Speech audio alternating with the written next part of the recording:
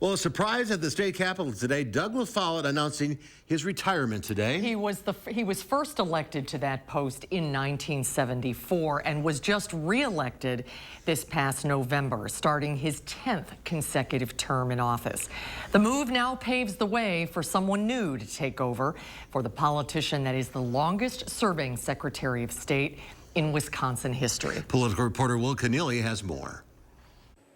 It's this out-of-the-way basement office where Secretary of State Douglas Follette kept the state seal. And now, after more than 40 years in office, he says it's time to move on.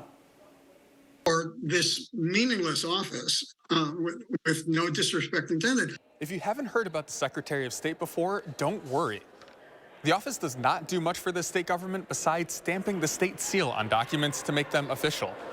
An office of such little consequence, UW-Milwaukee professor Mordecai Lee joked that he was often at odds with LaFollette when he tried to get rid of the position when he was in the legislature back in the 70s and 80s. He could have written my testimony, and I could have written his testimony. The recent Republican state legislature eventually came around to agreeing with me that unimportant elected offices should be eliminated. LaFollette says that the shrinking of his office is part of the reason why he decided to step down now.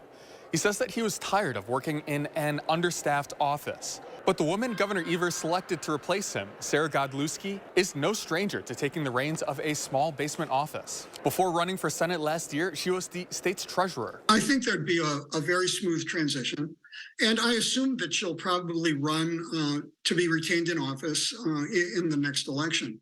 The governor says Godlewski's appointment will be effective starting tomorrow. Reporting from the Capitol, Will Keneally, News 3 Now.